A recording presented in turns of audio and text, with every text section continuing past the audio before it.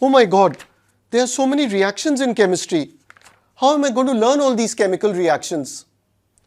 Don't worry. In this video, we are going to visualize the chemical reactions in an interesting way using these simple blocks. Since there are so many reactions, we are going to divide them into 5 important types. I'm also going to show you how to predict the chemical reactions based on these types. So you won't have to memorize all the reactions. And as usual, we'll finish off with our top 3 questions on this topic. Chemical reactions can be divided into these 5 important types. In this video, we're going to look at each of these types and their examples. Now, if you're not sure how to write chemical equations and how to balance them, then I would suggest you to watch that video before continuing here. So friends, are you ready? Let's go to our chemistry lab. First, let's start with combination reactions. In combination reactions, 2 or more substances combine to form one single substance. Let's visualize it with our blocks here. Let's say we have 2 substances, A and B, and they combine to form one product, AB. This is a combination reaction.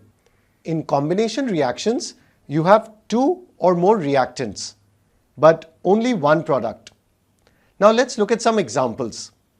Let's say this pink block here is hydrogen and this block is oxygen. Now when they combine, we get water. This is a word equation since it's written in words. Now let's write it as a chemical equation. So we have H2 plus O2 giving us H2O. Note that the product is not a simple join of the formula of the reactants. So it's not H2O2, it's H2O because the elements combine according to their valency. Now here the equation is unbalanced. So let's go ahead and balance the equation. Another example is magnesium and oxygen combine to form magnesium oxide. So we have Mg plus O2 giving us MgO. Now let's balance the equation and we get 2Mg plus O2 gives us 2MgO. In these simple examples, the reactants were elements and the product was a compound. But the reactants can also be compounds. Let's take an example. Let's say we have carbon monoxide and oxygen. Carbon monoxide is a compound and oxygen is an element. And when they combine together, we get carbon dioxide. Now why don't you try predicting the next reaction? Hint, it's a combination reaction. If you combine sodium and chlorine, what are you going to get here? Sodium and chlorine combine to form the compound sodium chloride. But the correct formula is NaCl. It's not a simple joining of Na and Cl2 because the elements combine according to their valency. And valency of sodium and chlorine is both 1. So we get the formula NaCl. Let's put combination reaction on our concept board.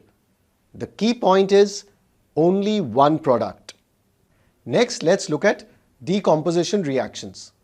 Decomposition reactions are the opposite of combination reactions. In decomposition, one compound breaks down into 2 or more simpler substances. So once again, let's visualize it using our blocks here. Let's say we have a substance AB. It decomposes or breaks down into 2 substances, A and B. This is a decomposition reaction. In decomposition reactions, you have 2 or more products. But remember, only one reactant. Now let's take a look at some examples. Let's say we have water here. And when you pass electric current, it breaks down into hydrogen and oxygen. This is also known as electrolysis since electric current is used to decompose the compound. Remember, this equation is exactly opposite of what we did in combination, where hydrogen and oxygen combine to form water. Another example of decomposition is when you heat calcium carbonate, it decomposes. Calcium carbonate decomposes to produce calcium oxide and carbon dioxide. This is called thermal decomposition since heat causes the decomposition. Now let's try predicting the next reaction. Do you know what happens when silver chloride is exposed to sunlight? That's right, silver chloride decomposes into silver and chlorine. Do you know where this reaction is used, or rather was used? In black and white photography, where the film or the photographic plate contained silver chloride and it decomposed when it was exposed to sunlight to give us the black and white image. Of course, now in the digital world, everything's digital and we are using SD cards. Now let's consider another example, digestion of food. So when you eat food, what happens in the digestion process? Is it a combination reaction or a decomposition reaction? What do you think? That's right. The correct answer is decomposition reaction. Our digestive system breaks down the complex food substances into simpler substances. For example, carbohydrates are broken into simpler sugars such as glucose. Proteins decompose to form amino acids. So digestion is a decomposition reaction. Let's pin decomposition reaction on our concept board. Remember the key point? Only one reactant. Next, let's look at displacement reactions. In displacement, a more active element displaces or takes the place of a less active element in a compound. These are also called single displacement reactions. Let's understand these with the help of our blocks here. So let's say here we have element A and compound BC. Now A is more reactive than B. So it's going to displace or push off B and combine with C. So now B is alone here. So we have AC plus B. This is a displacement reaction. As we saw here, the more active element A is displacing the less active element B. Now how do we know which element is more reactive than the other? In chemistry, we have a reactivity series. Here's what it looks like for metals. Metals on the top are more reactive, and as you move down, the reactivity decreases. For example, if you look here, sodium is more reactive than iron. Hydrogen is also in this list even though it's a non-metal because it's electropositive in nature and can be displaced by metals. There is also a reactivity series for non-metals, the halogens. This is what the simple reactivity series for important halogens looks like. Fluorine is the most reactive and iodine is the least reactive. Now let's look at some examples of displacement reactions. Let's say we have zinc and hydrochloric acid here. Now, since zinc is more reactive than hydrogen, according to the reactivity series, it can displace it. So we get zinc chloride and hydrogen. This is our displacement reaction. Another example is potassium iodide and chlorine. This example involves non-metals. Chlorine is more reactive than iodine. So chlorine can displace iodine from potassium iodide and we get potassium chloride and iodine. So here we had displacement of non-metals. Now let's try predicting the next reaction. What happens when an iron nail is placed in copper sulfate solution? First, let's write down the reactants. So here we have iron and copper sulfate. Now we know that iron is more reactive than copper. So iron is going to displace copper from copper sulfate. And what are we going to get here in the displacement reaction? That's right, copper and iron sulfate. We can even predict the observations based on this reaction. So we know that copper sulfate is blue in color and iron sulfate is green in color. So the color of the solution is going to change from blue to green.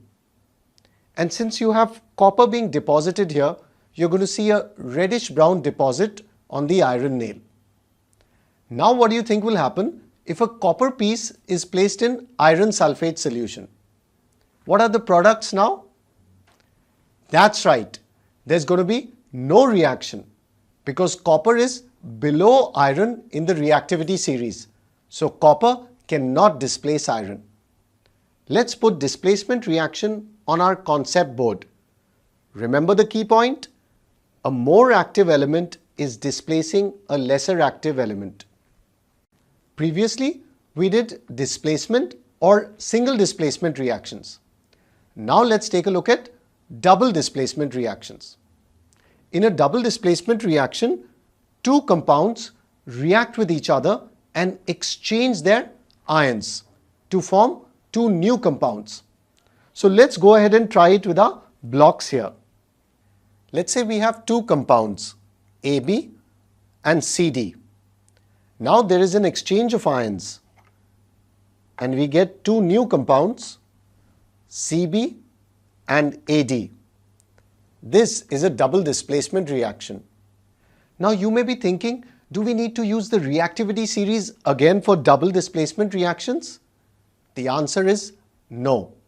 Reactivity series is only used for single displacement reactions. Because if you look at double displacement, we can't say that A is displacing C or C is displacing A. It's simply an exchange of the ions. So remember, reactivity series is only used for single displacement reactions. Now let's take a look at some examples of double displacement. Let's say we have silver nitrate here and sodium chloride. To analyze the reaction, let me switch these blocks so that the reactants and products match. First, split the reactants into their ions. So we have silver ion and nitrate ion and sodium ion and chloride ion. Now you can exchange the cations or the anions. So let's exchange the cations here. If we exchange the cations, positive ions, silver and sodium, we get sodium nitrate and silver chloride.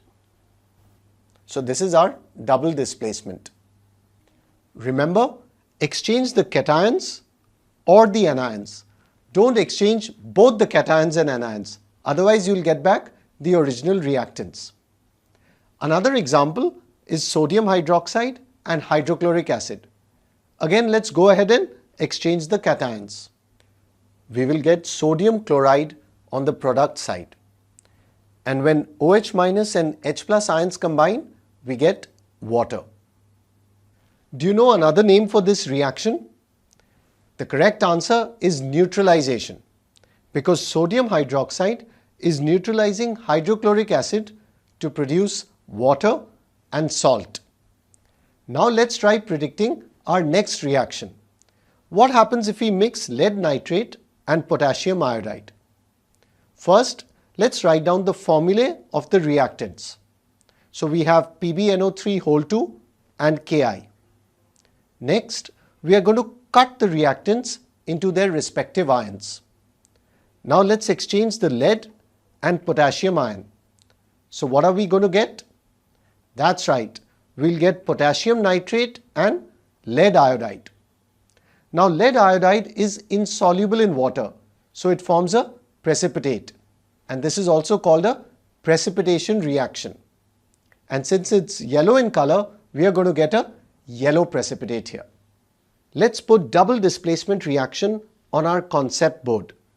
The key point here is exchange of ions.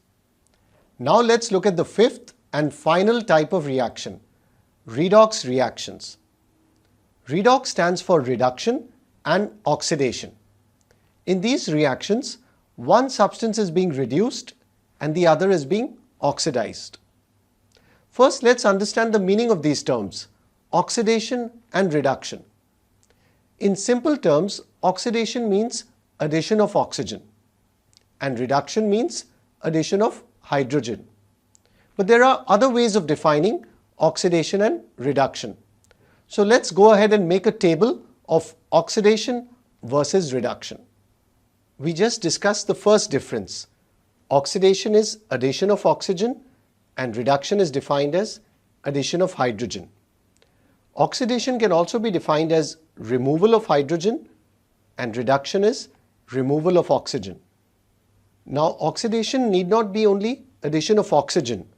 We can expand the definition to addition of any non-metal or electronegative element. Similarly, reduction can be addition of a metal or electropositive element.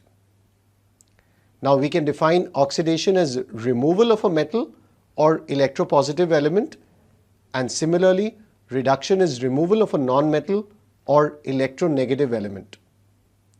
Oxidation can also be defined as loss of electrons and reduction is gain of electrons.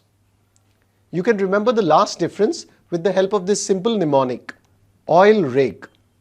Oil stands for oxidation is loss of electrons and rig stands for reduction is gain of electrons. Let's look at some examples of redox reactions. Let's say we have copper oxide and hydrogen here, and when they react we get copper and water. Now if you look carefully, this is a displacement reaction because hydrogen is displacing copper from the compound copper oxide. Now let's take a look from the redox point of view. So if you look here, copper oxide is losing oxygen and becoming copper. So copper oxide is getting reduced here. And hydrogen is gaining oxygen and becoming water. So hydrogen is getting oxidized in this reaction. And remember, always the reactants get oxidized or reduced, not the products. In this reaction, hydrogen is helping copper oxide to get reduced to copper. So hydrogen is the reducing agent. And copper oxide is helping hydrogen get oxidized to water. So copper oxide is acting as the oxidizing agent. So remember, the substance that gets oxidized is the reducing agent and the substance that gets reduced is the oxidizing agent. Now let's take a look at some more examples of redox reactions.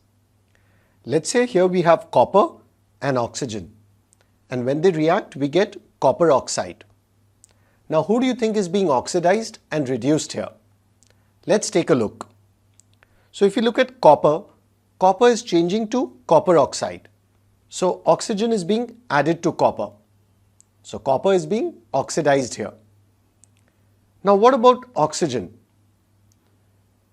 Since a metal is being added to it, oxygen is being reduced. So oxygen is our oxidizing agent and copper is the reducing agent in this redox reaction. Let's look at another example. Hydrogen sulfide and chlorine react to give hydrogen chloride and sulfur. Now who do you think is getting oxidized and reduced in this reaction? Remember, the answer to this question is only the reactants, not the products. So let's take a look at the reactants. So if we see hydrogen sulfide, it's changing to sulfur. Since hydrogen sulfide is losing hydrogen, so that's correct, it's getting oxidized. And if you look at chlorine, hydrogen is being added to it and it's becoming hydrogen chloride. So chlorine is being reduced here. Let's pin redox reaction on our concept board. Remember the key point, reduction and oxidation are both taking place. Friends, I hope the 5 important types of reactions are crystal clear to you now. So next time you see a chemical reaction, I would encourage you to fit it into one of these types, and that will help you predict the reaction. So you won't have to memorize all the reactions. And now are you ready for the top 3 questions on this topic? Try solving these questions and let me know your answers and doubts by putting it in the comments below. I promise to reply to all your comments as soon as possible. So I'm going to disappear and you pause the video here and give these questions a shot. I hope you found this video helpful and you have a better feel of the different types of chemical reactions. And do remember to like, comment and share out this video. And if you haven't subscribed to my YouTube channel already, go hit the subscribe button right now. You can also follow my Facebook page and do check out my website, manochaacademy.com. Thanks for watching.